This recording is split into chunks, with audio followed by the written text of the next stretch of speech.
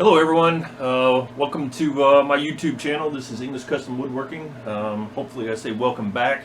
So one of the things that I do, one of the many things that I do is I make cutting boards, and I make them in the butcher block style. I use some reclaimed stuff, and I also laminate my own stuff using barn lumber, old scrap stuff. One of the things that I'll probably be telling you along the way throughout all my videos is don't ever throw away scrap. I use scrap for anything and everything. I am a pack rat of scrap. So further on down some of my videos, I'll show you some of the wood piles I've got outside. I've got stuff stacked, saved. I've got a scrap pile over here of different stuff that I use. But in this video, I'm going to show you there is a local company that makes hardwood floors for tractor trailers, and they waste a lot of this stuff and they kick it back and they get rid of it. It's actually harder to come by now. A lot more people are wanting it, but it is laminated oak, hardwood oak, and I have gotten lucky and gotten a hold of it, or some of it, through the years, and I have to do a lot of work on it to get it to the point that I can turn it into a cutting board.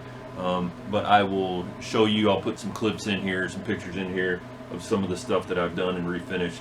But this is basically what some of them look like. Some of them are long, some of them are short, some of them segments, some of them are split, busted up pieces. But basically it's anything that they couldn't use that they kick back.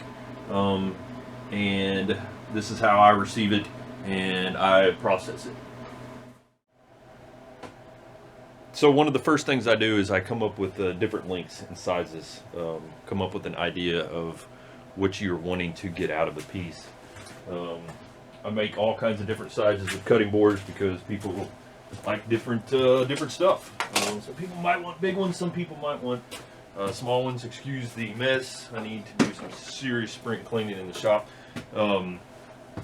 So here, for example, I've got a piece that's about 38 inches, just shy of. So most common that I get asked to make are usually in the 16 to 18, because this is has a tongue and groove system on a different size that's not usable. I can usually get about 11 inches of usable depth from these. So I usually make them 11 by 16, 11 by 18, 11 by 20.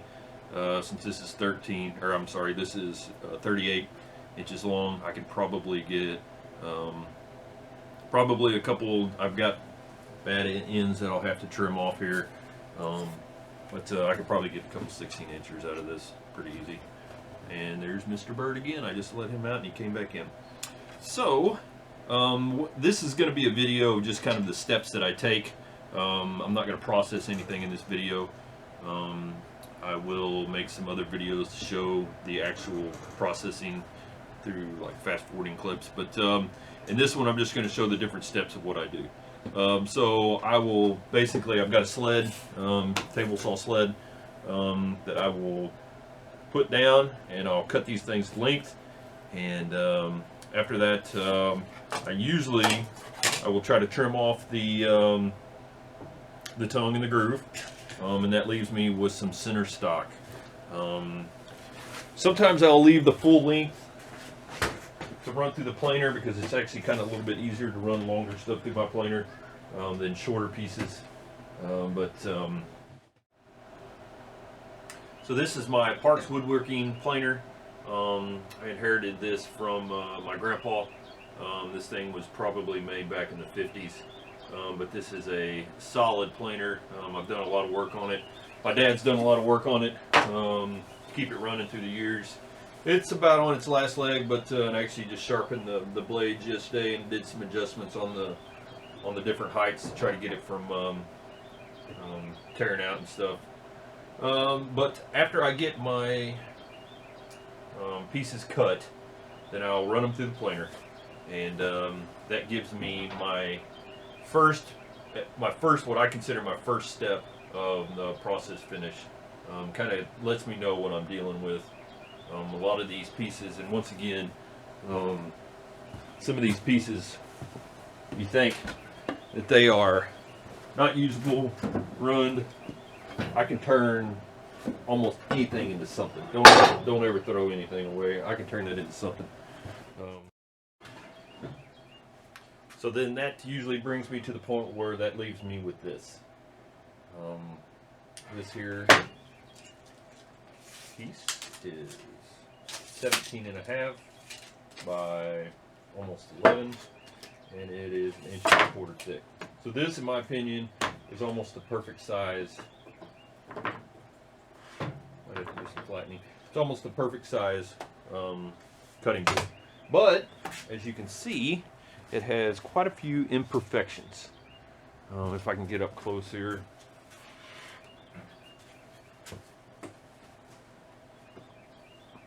I have a pretty good check here. I've got where they laminated and did their laminating. They have imperfections in here, so I've got some gaps. This actually wood up here on the top is a little bit softer. I've got what looks like some wormholes. I've got some splitting here in the lamination, and got some split here on the end. I've got some other spots here where the lamination ends, and on the other side it's basically the same thing. I got another little spot here that's got a little rotting. But this is not the end of the world, and I'm going to show you that you can actually still turn this into a usable item, and a beautiful usable item.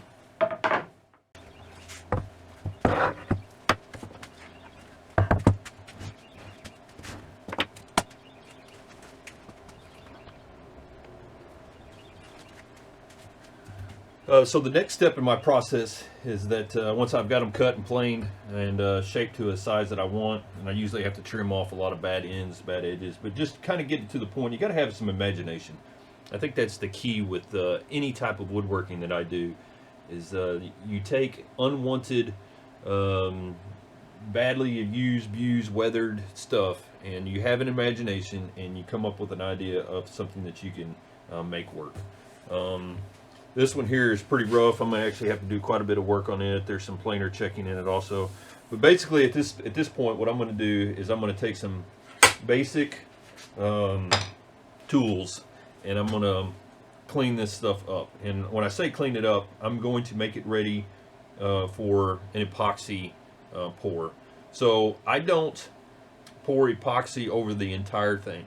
I clean up and clean out these cracks and imperfections with a chisel, and it doesn't have to be pretty, or a utility knife, and I will make way to pour epoxy in it. There's actually a little bit of an old glue right here that I'll cut out and I'll scrape out, and basically you want to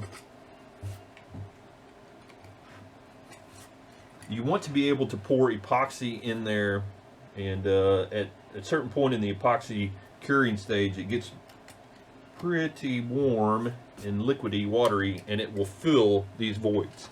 Okay, and what I like to do is, and here's one that I did yesterday, it's already hardened up, but I like to mix in either a black paint or a dark brown paint, and what that will do is it will give, once it cures and fills and you sand all the excess off, it will give the board a really neat, beautiful patina. It's got like an antique look. Here's some of the stuff that I did. I'm getting a little bit ahead of myself, but I did a pour where some of the check marks, if you can see here, some of these gaps, and there was a huge void here that I had to fill in different spots. So whenever I oil this up with food grade mineral oil, it will really make that stuff pop, and it will really look good. And I will add some pictures. I don't have any finished stuff with me, but I do have some finished pictures on my phone that I will add into the video clip to just kind of show you at the very end what it turns out looking like. And once again, I'm gonna actually make some videos where I'm doing the full processing, but this one's not gonna be one of those. All right, so the next step I'm gonna do is I'm gonna mix up epoxy, and I'll make some videos showing what I do as far as my mixing process and how I do it. And I'm not gonna, the brand of epoxy that I use might not be what you guys have access to, and there's all kinds of different types of epoxy, and I'm not an epoxy specialist. I am a very amateur epoxy guy, but I've learned some tips and techniques, excuse me, over the past few years of stuff that works for me. So it might not work for you, might not be what you want. You might know some other ideas and different ways to do it, but this is what I do. So the next step is doing the pour, and I've got some boards over here that I poured last night, and they have dried and set up, so I'll show you a few of those.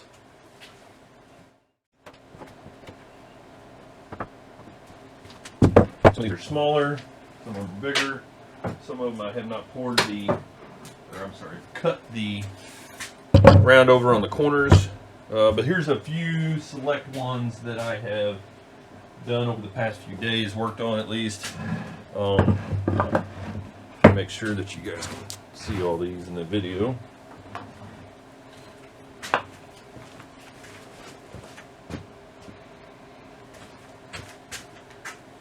Let me try to zoom in just a little bit so you guys can see these a little bit better.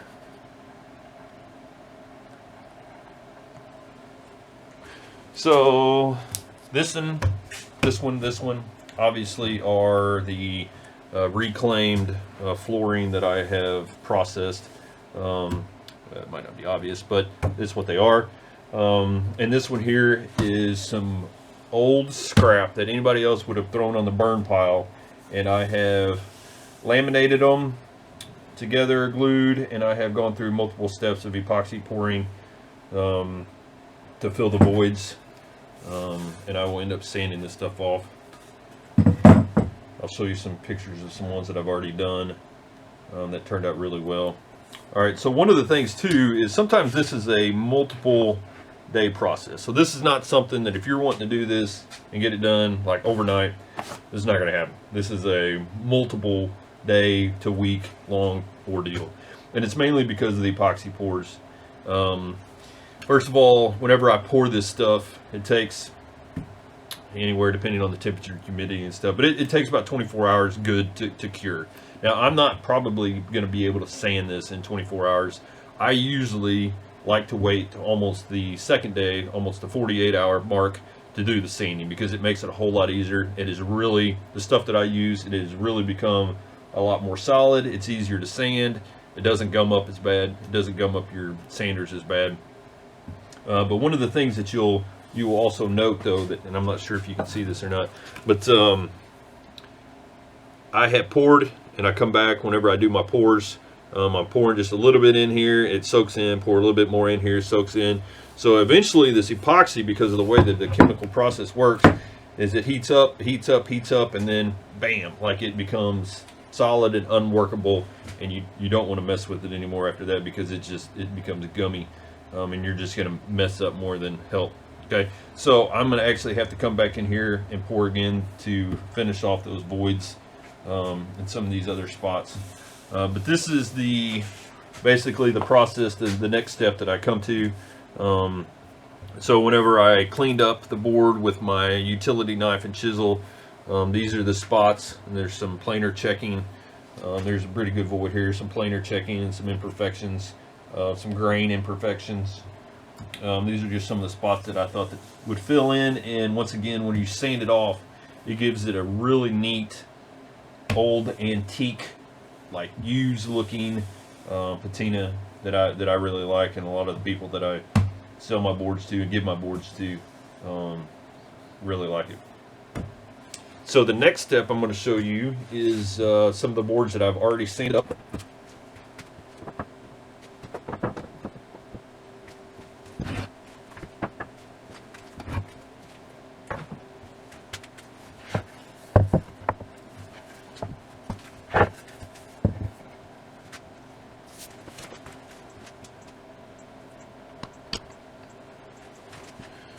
Okay, so here's some of the boards that are very, very close to the end. I have sanded all the excess epoxy off. It has left minute amount and filled all the void. This is silky smooth because I have gotten this down to almost a 220 grit sandpaper.